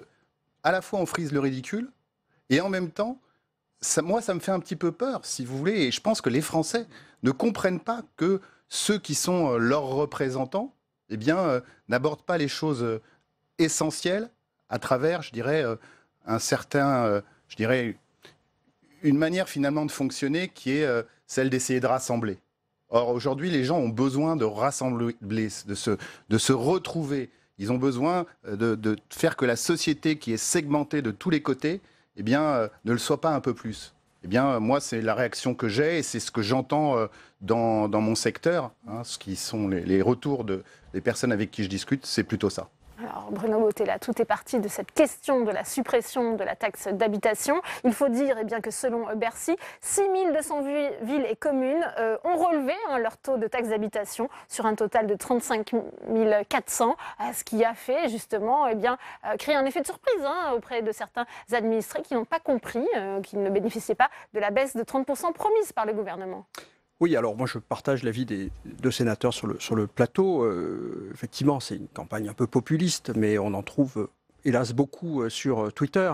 Mais cela venait après la décision du gouvernement, et notamment de Gérald Darmanin, de dévoiler la liste des communes qui avaient effectivement relevé leur taux et qui du coup, Gérald Darmanin fait de la politique. C'est-à-dire qu'il vient défendre une mesure du gouvernement.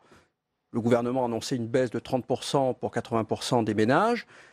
Et les Français constatent dans certaines communes que c'est moins de 30%. Donc il explique que c'est de la faute des élus locaux, des maires qui ont augmenté le taux. C'est un peu le name and shame, nommé... voilà. Bon. Et il a cité à dessein, donc là c'est un peu Gérald Darmanin, on le reconnaît bien. Il a cité un certain nombre de communes en visant expressément, notamment Rambouillet, Sceaux et un certain nombre, qui se sont évidemment reconnus, qui ont réagi Et ensuite, il y a eu le hashtag Balance ton maire, qui est allé peut-être un peu trop loin. Mais sur le fond, le gouvernement, finalement, s'est défendu.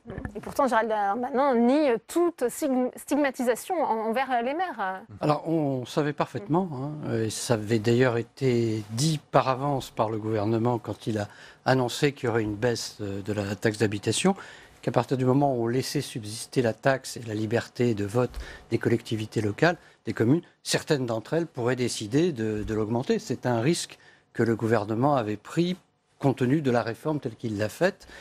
On en a constaté, alors on peut dire 6 000 sur 36 000, c'est pas tant que ça. En même temps, c'est quand même un certain nombre de grandes villes, donc c'est des communes importantes. Et, comme vous le soulignez, parallèlement, on a assisté à une augmentation, on assiste à une augmentation de la taxe foncière. Ce qui est peut être aussi d'autant plus surprenant que dans le même temps, avec les contrats qui ont été passés, normalement, on a une fin de la baisse des dotations qui avait été engagée sous le quinquennat précédent. Je n'ai pas dit des compétences, mais des dotations. À relativiser. Donc, il y avait un effort qui avait été fait côté gouvernement, qui était d'arrêter la baisse des dotations décidée par le quinquennat précédent. Mais parallèlement, il y a cette décision sur la taxe d'habitation qui vient complètement compromettre la relation et la rendre très opaque et très difficile, ce qui fait que plus personne ne sait très bien ce qui augmente, ce qui baisse. La preuve, nous avons déjà un débat sur le fait de savoir si les dotations ont baissé ou continuent à baisser ou pas. Donc tout ça évidemment, ne crée pas un climat favorable, d'autant plus qu'il faut bien dire que parallèlement, l'État ne donne pas pour sa propre gestion, pour l'instant, l'exemple d'une réduction forte de ses dépenses et de ses prélèvements. Olivier Paccaud, sur cette question de la baisse des dotations. Oui. Écoutez, le problème du gouvernement aujourd'hui, c'est un peu le double discours. C'est-à-dire, on dit une chose, mais on ne la fait pas forcément. La baisse des dotations, plutôt la fin de la baisse des dotations, tout le monde l'attendait, tout le monde l'espérait. Mais sur l'année 2018, alors que Mme Gouraud nous a annoncé plusieurs fois dans l'hémicycle qu'il n'y a pas de baisse des dotations, quand vous allez sur le terrain et que vous rencontrez des maires qui vous disent « Ah, on a quand même eu une petite baisse des dotations », et qu'à l'arrivée, vous avez les chiffres exacts. Sur 36 000 communes, maintenant il y en a effectivement 35 360. 22 000 ont vu quand même leurs dotations diverses et variées baisser. Vous interrogez. Et moi je vais vous donner un exemple très précis que j'ai vécu il y a 3 jours dans mon département. Je suis membre de la commission DETR, Dotation d'équipement des territoires ruraux, qui gère aussi ce qu'on appelle la DSIL. Il y a 2 enveloppes, donc dans l'Oise pour la DETR c'est 15 800 000 euros et la DSIL 8 millions d'euros. Et bien dans ces 2 cas, dans les 2 enveloppes, il y a comme par hasard, un petit gel sur la DSIL et un plus gros gel sur la DETR. À l'arrivée, ça fait 700 000 euros en moins par rapport à ce qui était prévu. Alors, quand on demande au secrétaire général de la préfecture, qui est un homme charmant, est-ce qu'il s'agit vraiment d'une annulation de crédit ? Il n'est pas en mesure de vous répondre. Le seul problème, c'est que 700 000 euros, ça fait pas mal de dossiers en moins qui seront financés pour les communes de mon département. Oui. Vous voulez nous dire finalement que les élus n'ont pas d'autre choix que d'augmenter, de compenser par des taxes locales, Olivier Paccaud ?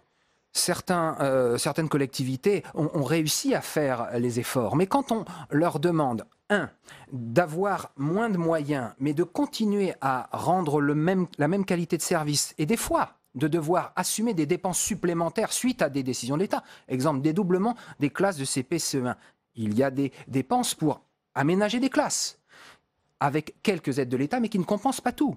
Quand l'État se désengage d'une certaine façon en n'assumant pas ses responsabilités auprès des départements pour les mineurs non isolés ou pour le RSA, il y a un énorme problème financier et de crédibilité de la parole de l'État. Bruno Bottena. Le problème, semble-t-il, c'est que c'est plus difficile aujourd'hui qu'il y a, par exemple, 5 ans, 6 ans, 7 ans, pour les collectivités locales, au moins pour le bloc communal, de faire des efforts parce que lorsqu'on a commencé à demander des efforts aux collectivités locales, ça a commencé par un gel des dotations sous le gouvernement Fillon, ensuite une baisse des dotations sous l'ère Hollande, eh bien les collectivités ont commencé à absorber cet effort, mais là, pour certaines, maintenant, elles sont à l'os.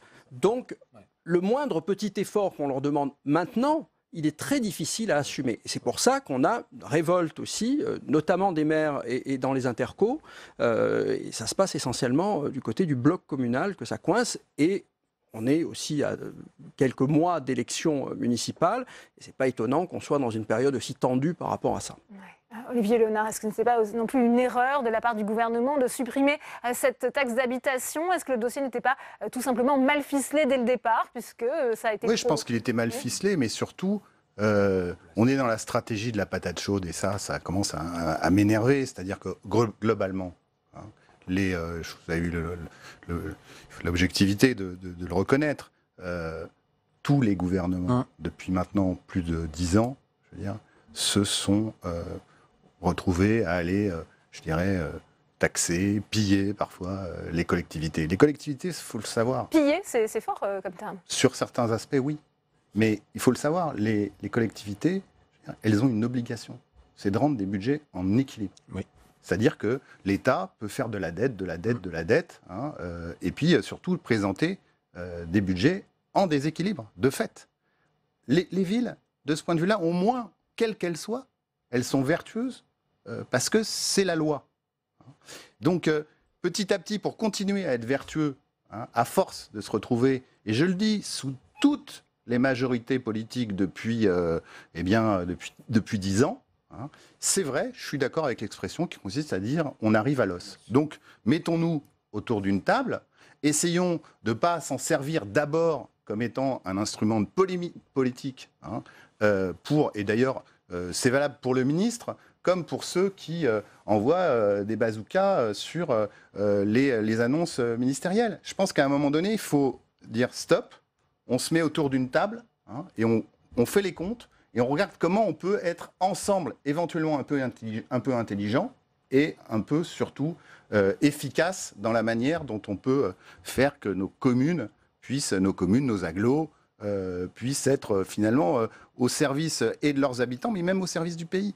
Éric Juilly. Oui, alors, est-ce qu'il fallait supprimer la taxe d'habitation? C'est sûr que c'était un impôt injuste, si on le regarde au niveau national, puisque des villes aisées, Paris par exemple, très difficile à réformer. Beaucoup moins que dans d'autres villes. D'autre part, il y avait ce problème des valeurs locatives extrêmement compliquées, parce que quand les gens transformaient leur soupente en petit appartement à Paris, ils se gardaient bien évidemment de le déclarer. Donc tout ça est compliqué. En même temps, c'est effectivement très dur, on le voit. En plus, le fait de choisir de le supprimer en 3 ans, ça fait qu'effectivement on a ces effets. Et vous y ajoutez aussi la complexité. J'ai été frappé ce week-end, il y avait, à propos de Nice, qui est une des villes les plus stigmatisées, si j'ose dire, dans le classement, la mairie de Nice disait « Ah ben c'est pas nous, c'est la métropole oui. ». Alors, qu'est-ce que le citoyen peut comprendre? Comment il peut voir? Le citoyen, évidemment, son problème, c'est la ligne d'en bas, et ce qui va être prélevé sur son compte, et pas la répartition. Et il compte, il sait compter le contribuable. Non, simplement, vous donnez juste un petit éclairage. Moi, je suis en région parisienne, dans ce qu'on appelle la grande banlieue, la deuxième couronne. Prenez Paris. Paris, aujourd'hui, hein, est une ville qui, les habitants vont avoir finalement une taxe d'habitation qui va être dégrevée de manière très faible, puisque la taxe d'habitation est très faible. Elle est très faible. Et le problème, c'est qu'on ne prend pas les choses par le bon bout. Est-ce qu'il est normal qu'à Paris, hein, vous avez, en particulier d'ailleurs, peut-être encore plus sur la taxe foncière, hein, mais pour la taxe d'habitation, pareil, est-il normal que dans des appartements ou des maisons qui valent 5, 6, 7 fois plus que la même surface en banlieue, on paye 3, 4, 5 fois moins cher de taxes d'habitation ou de taxes foncières. Et là, le problème, c'est de faire une vraie réforme de la fiscalité locale. Et tant qu'il n'y aura pas cette réforme de la fiscalité locale, eh bien, on bidouillera et on arrivera à se retrouver avec des gens qui ne comprennent plus dans quel monde ils vivent. Mais cette réforme, elle est inévitable, de toute façon, un jour. Moi, je suis frappé quand même par sur le plan un peu plus politique, par la maladresse du gouvernement dans ce dossier. Le gouvernement est arrivé, finalement, on arrivait après la période de baisse des dotations, ça avait été très dur avec la précédente majorité, avec François Hollande.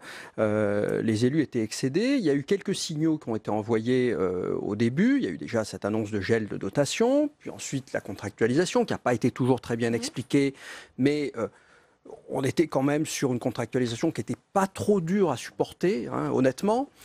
Et tout s'est crispé tout s'est tendu. On se retrouve aujourd'hui, j'étais dans les congrès d'élus récemment, à Marseille aux régions, à la DCF, à Deauville, etc. Et puis on sent des élus vraiment très remontés contre le gouvernement, parce qu'il y a eu une série de maladresses, il faut bien le dire. Le Balance ton maire est le dernier avatar de cela. Donc là, ce qu'il faudrait peut-être parvenir à faire, puisque l'État a autant besoin des collectivités locales que les collectivités locales de l'État, il faudrait peut-être, et c'est peut-être l'objet des rencontres qu'aura Emmanuel Macron cette semaine avec le président de la région et Dominique Bussereau pour les départements, peut-être un début de dire voilà, on se met maintenant autour de la table, on arrête, puisque de toute façon, là aujourd'hui, on ne se comprend plus. Les élus locaux et l'État n'arrivent plus à se parler. C'était l'objectif même de la grande la conférence des territoires qui a été désertée par l'essentiel des associations d'élus. C'était l'idée de départ, mais... Et je voudrais vous entendre aussi, monsieur, puisque cette nouvelle maladresse, ce sont vos mots, Bruno Bottella, intervient dans un contexte aussi de désamour parfois entre les élus et les citoyens. Ça faisait d'ailleurs l'objet d'un colloque cet après-midi au Sénat. On voit le reportage de Béatrice Faisan et on en parle juste après. Mal aimés, voire détestés, ils sont en première ligne et sous le feu de toutes les critiques. Sur le terrain, les maires sont à l'origine de tout mot, mais quand on les interroge, ils ne font qu'appliquer des lois établies au niveau national. Victimes ou bourreaux, les élus locaux ont de plus en plus de mal à préserver un lien social avec leurs administrés. Alors, le Sénat se penche sur la question. Élus, citoyens, chercheurs, ils sont venus participer à un colloque pour tenter de renouer le dialogue et rétablir une confiance mise à mal. Les solutions, ce serait peut-être en tout cas de reformater peut-être la professionnalisation de la politique et ressonger. La question aussi de la mise sous tutelle de l'État par la finance, je pense que c'est aussi des questions de fond qu'il faudrait éventuellement repenser. Le désamour est quand même fortement prononcé et en tout cas, il faudra changer de ligne, à mon sens, ou de paradigme. Et pour les principaux intéressés, c'est tout vu. La solution passe par des lois sur mesure. Ce qui aujourd'hui est un vrai handicap, c'est qu'on applique une loi pour tout le monde. Comme si, globalement, toutes les villes de France étaient identiques. Nous, à Cergy, 142 nationalités, des gens riches, des gens pauvres, des quartiers riches, des quartiers pauvres. Tout ça, on doit le prendre en compte. Et ce n'est pas la même politique d'accompagnement que nous devons mettre en œuvre. D'un côté, il faut du cadre de vie, de l'autre, beaucoup plus d'éducation.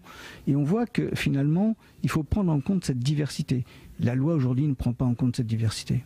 Une diversité que l'on retrouve dans les urnes, et c'est justement là que les craintes convergent. Tout n'est pas perdu. Il va falloir que l'État prenne ses responsabilités vis-à-vis des collectivités locales. Il y a d'ailleurs beaucoup, et on le regrette, de maires qui démissionnent parce qu'ils n'arrivent plus à se faire entendre. Et ça peut mener à une crise de la démocratie.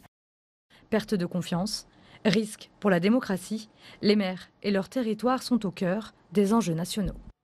Olivier Paccaud, c'est vrai que c'est une des conséquences aussi de ce ras-le-bol des élus locaux qui jettent l'éponge. Alors attendez, parce que l'intitulé de votre sujet, c'était le désamour entre les élus locaux et leurs administrés, et là, je ne suis pas d'accord. Alors, je suis dans un département, l'Oise, où la ruralité a beaucoup de place, où on a la plus grande ville, c'est Beauvais, qui a 55 000 habitants. Mais je peux vous dire que dans l'immense majorité des communes de l'Oise, les maires sont appréciés par leurs habitants. Et dès qu'un habitant a un problème qu'il ne sait pas résoudre, vers qui il se tourne d'abord? Vers son maire. Les maires sont un petit peu des bonnes à tout faire des fois parce qu'on leur demande tout et n'importe quoi, on leur fait confiance. Alors qu'il y ait un malaise aujourd'hui parmi les maires, c'est évident, pour de très nombreuses raisons, parce que notamment dans les petites communes, ils ont moins de moyens. Ils ont moins de compétences qui ont été transférées vers les intercommunalités et ils ont de plus en plus de mal à assumer un mandat et à y trouver des fois de l'intérêt aussi. Ils ne veulent pas se contenter de l'état civil et des chiens écrasés.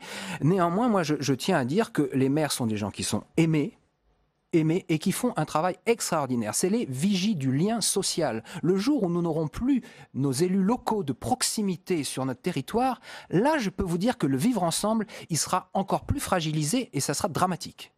Olivier Léonard, est-ce que vous ressentez de la défiance envers les élus locaux? Oui, je pense qu'il y a de la défiance parce qu'il y a une défiance générale, pas que pour vis-à-vis que des élus locaux. Moi, je prends souvent l'exemple suivant.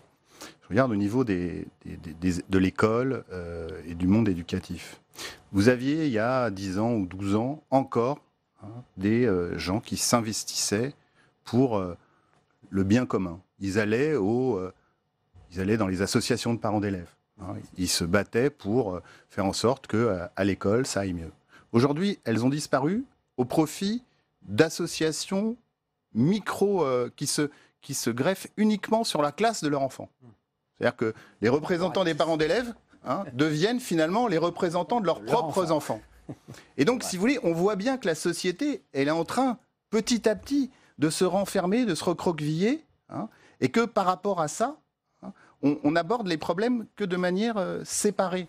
Or, c'est là où il y a quelque chose à revoir et à retravailler. Et je pense que ça doit dépasser, de ce point de vue-là, les clivages classiques, les clivages droite-gauche, qui aujourd'hui, d'ailleurs, on le voit bien de plus en plus, et dans chaque formation, il n'y en a pas une qui est épargnée, ou presque, par cet état des lieux.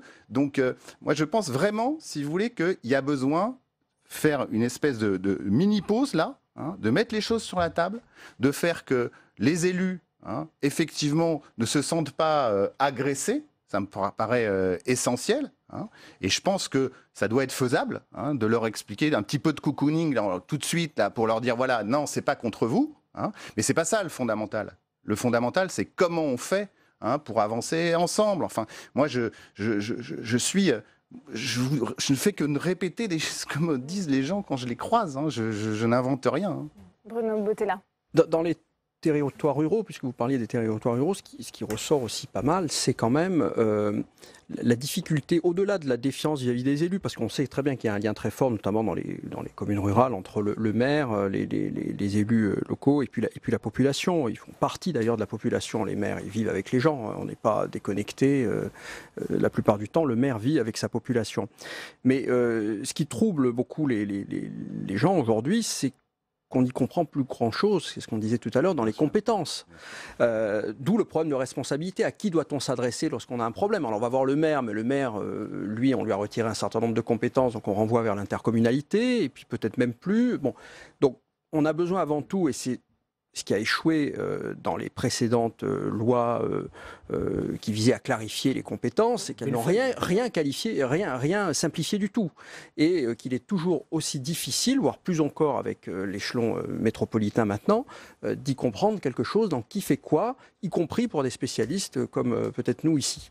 Avec Julie. Oui, je crois qu'effectivement, on l'a souligné, le phénomène de défiance, il ne concerne pas simplement les maires, ni d'ailleurs les présidents de conseils départementaux ou de conseils régionaux, mais c'est un sentiment général à l'égard de toute forme d'autorité dans la société française. C'est un vrai sujet, et les études, en tout cas les dernières études, montraient que ceux pour lesquels ce sentiment était le moins fort, c'était justement les maires, parmi toutes les catégories d'autorité. Donc, ça ne veut pas dire qu'il n'y ait pas un sentiment à leur égard, mais très inférieur par rapport à d'autres catégories. Ce qui est frappant, c'est l'exigence, effectivement, la complexité, la difficulté, mais aussi ce que j'appellerais la tolérance zéro des citoyens. C'est-à-dire qu'on n'admet pas qu'il y ait quelque chose qui n'aille pas, et donc on se retourne immédiatement vers une autorité en disant c'est de votre faute. Je voyais la semaine dernière, quand il y a eu les premières inondations, un malheureux maire qui était aux prises avec ses administrés, qui lui reprochait de ne pas avoir fait ramasser des branches qui avaient été coupées le long d'une rivière, et donc ça avait retenu l'eau, et puis finalement l'eau du coup avait explosé.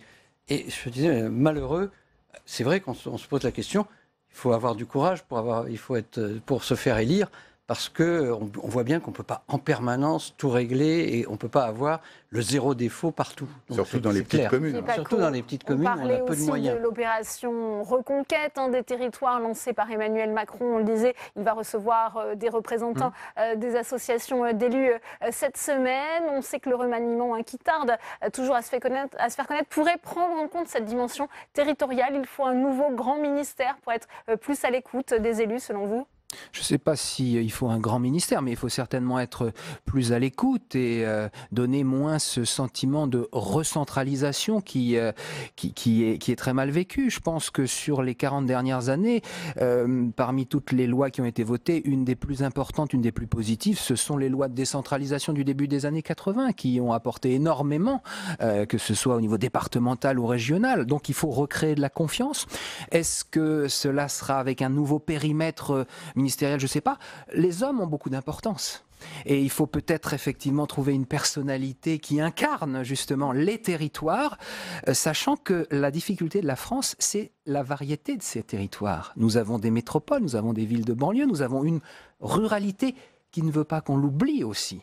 Et c'est toute la difficulté, mais bon, Monsieur Macron a toutes les données en main, à lui de faire les bons choix et d'impulser peut-être un nouvel angle à sa politique territoriale. Sur ce point, Olivier Léonard, il faut justement que le gouvernement soit plus à l'écoute, que ça se traduise par un changement dans le prochain gouvernement, plus à l'écoute des collectivités territoriales. Moi, je me méfie toujours de plus à l'écoute, plus aux côtés, plus ceci, plus cela, parce que, je veux dire, aujourd'hui, la politique, malheureusement, ressemble, et je ne parle pas spécifiquement pour ce gouvernement, pour que les choses soient très claires, à de la communication, et malheureusement assez peu à des décisions concrètes et à des prises de risques qui, à mon sens, doivent effectivement associer, mais à un moment donné, finir par des décisions.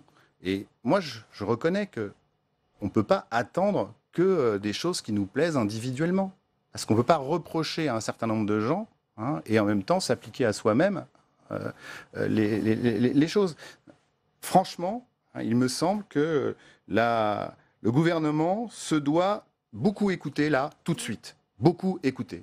Et puis, derrière, prendre un certain nombre de responsabilités autour de l'idée suivante, l'égalité entre les territoires.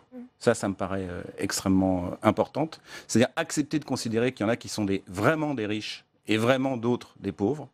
Et que de ce point de vue-là, il y a, au-delà d'un certain nombre de mesures qui ont déjà été prises... Au gouvernement, pardon, Olivier Léonard. C'est le message que vous souhaitez faire passer, Olivier Léonard. Mais ce n'est pas que ça. Il y a plein d'autres choses. Eh bien, on aura l'occasion d'en reparler. Merci à vous, merci Olivier Paccaud, merci Eric Juilly, merci Bruno Bottella d'avoir été les invités de Public Sénat. Comme tous les lundis, c'est votre rendez-vous sénateur à domicile. Alors aujourd'hui, nous allons dans les Hauts-de-Seine, à Boulogne-Billancourt, dans les pas de la sénatrice LR Christine Lavarde. Vous allez voir, cette commune a entamé sa transition écologique, comme nous l'explique Flora Sauvage. À Boulogne-Billancourt, en région parisienne, les habitants investissent les trottoirs pour y faire pousser des légumes. Qu'est-ce qui vous a donné envie de vous investir dans cette association? C'est pour faire en sorte que nos enfants, j'en ai 3, vivent dans un monde, si ce n'est meilleur, en tout cas pas horrible, et qu'on leur laisse quelque chose, c'est penser aux générations futures. Donc tout le monde peut venir ramasser une tomate quand il la voit rouge. Dès qu'elle a du temps libre, Stéphanie se rend au potager. Elle est membre des Incroyables Comestibles. Les Incroyables Comestibles sont un mouvement citoyen et participatif qui prend son origine en Angleterre et qui a trois grands buts en fait. Le premier, c'est réinvestir l'espace urbain en plantant des plantes comestibles, comme ici le potager.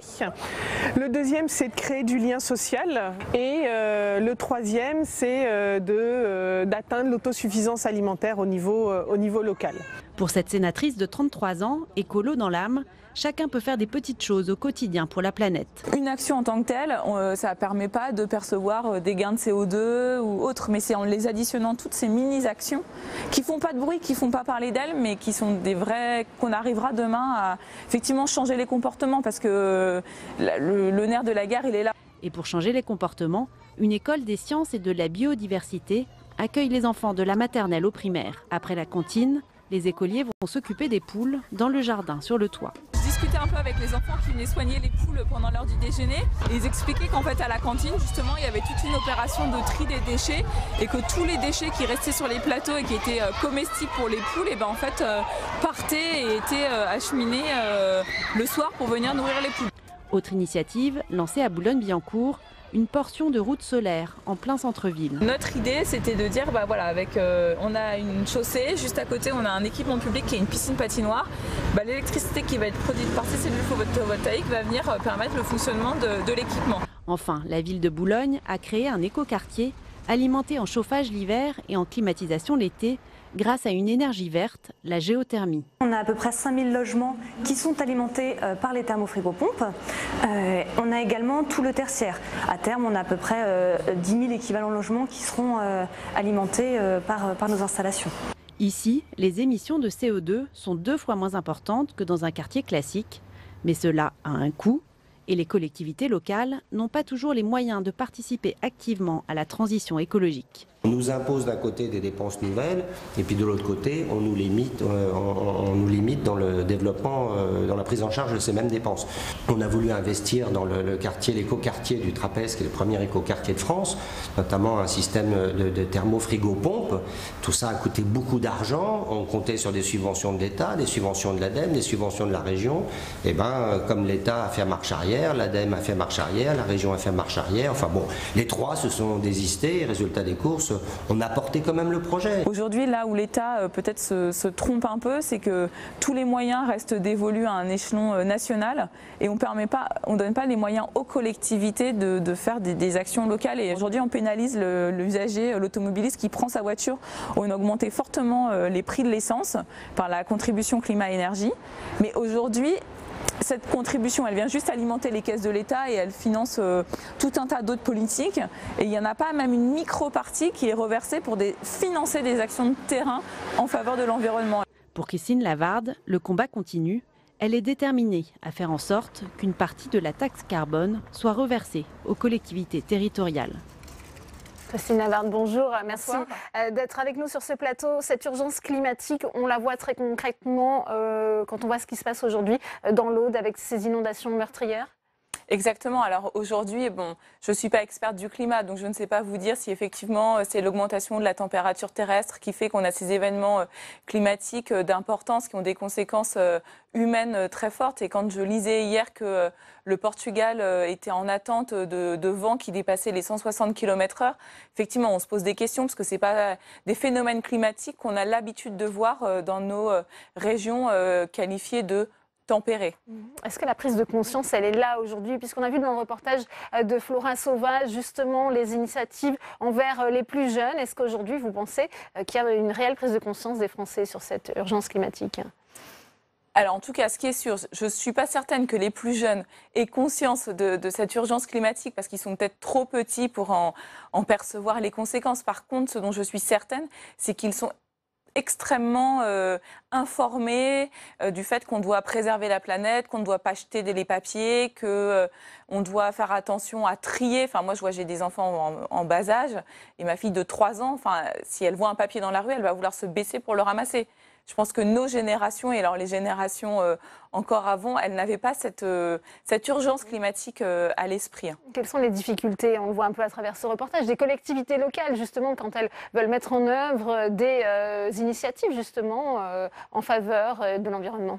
Je pense que comme le reportage le montre, chacune des initiatives qui a pu être filmée, elle a vu le jour parce que derrière, il y avait une volonté politique locale de la mettre en œuvre. Et comme l'a très bien dit le maire de Boulogne, quand on avait des projets d'envergure, notamment la mise en place d'un réseau de chaleur, alors qu'on attendait des subventions de l'ADEME, elles ne sont finalement jamais venues. Donc c'est bien la collectivité seule qui a pris en charge l'intégralité du financement. Et c'est vrai pour tout un tas d'autres initiatives. Aujourd'hui, si on veut, entre guillemets, on peut. Mais demain, avec quels moyens? Est-ce que finalement, ça n'a pas été aujourd'hui uniquement l'apanage des villes qualifiées de riches de pouvoir entrer de plein pied dans la transition écologique? Oui, ça ne suit pas au niveau national, c'est ce que vous dites. Quel regard portez-vous sur la politique écologique d'Emmanuel Macron? Aujourd'hui, il y a eu beaucoup d'effets d'annonce. Il y a eu la conférence mondiale pour le climat qui a eu lieu au mois de décembre de l'année dernière à Boulogne-Billancourt sur l'île Seguin. Mais au-delà de ce grand raout international, les actions concrètes, on ne les voit pas trop, sans effleurer. Je suis rapporteure de la mission sur les investissements d'avenir. Il y a une des actions qui justement fait écho directement. J'apprends que les chercheurs ont été recrutés, ont été sélectionnés, mais que les simples considérations matérielles pour les faire venir en France sont toujours pas réglées. Donc voilà, beaucoup d'effets d'annonce, mais les actions concrètes sur le terrain, aujourd'hui, on a encore du mal à les percevoir. C'est un grand débat. Est-ce qu'on peut concilier économie et écologie? Certains en doutent encore. Alors, justement, moi, je pense que je ne pense pas que l'écologie doit se faire uniquement au prix de la décroissance, comme un certain personne le vendent, hein, c'est leur ligne politique. Au contraire, je pense que tout à fait, on peut avoir une économie de marché et en même temps avoir des préoccupations pour l'écologie, pour la préservation de l'environnement. Et c'est ce que je vais essayer de dire dans le reportage. C'est en essayant de sensibiliser chacun dans les actions de son quotidien qu'on peut arriver à avoir des choses tangibles.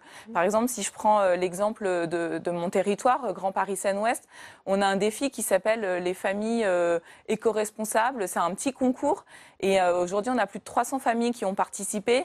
Et une fois qu'une famille a participé, qu'elle connaît les éco-gestes, elle les diffuse autour d'elle. Ça, c'est une action qui ne coûte pas très cher et qui va avoir des conséquences à la fois sur les économies d'énergie, les économies d'eau, le tri des déchets. Donc, si on multiplie ces mini-initiatives à l'échelle de la France, je pense qu'on peut avoir des vraies actions, des vrais résultats à l'échelle nationale. Bien, merci à vous, Christine Lavarde, d'être venue sur ce plateau pour parler de toutes ces initiatives en faveur de l'environnement. Merci. Avant de se quitter, retour sur ces inondations, on le disait, meurtrières dans l'Aude, et la préfecture revoit son bilan à la baisse. Ces inondations meurtrières qui auraient finalement fait 10 morts. Édouard Philippe est sur place et Emmanuel Macron annonce bien qu'il se rendra le plus tôt possible dans ce département endeuillé. C'est la fin de cette édition. Merci à vous de l'avoir suivi. À suivre, on va plus loin, présenté par Rebecca Fitoussi. Très bonne suite des programmes sur Public Sénat.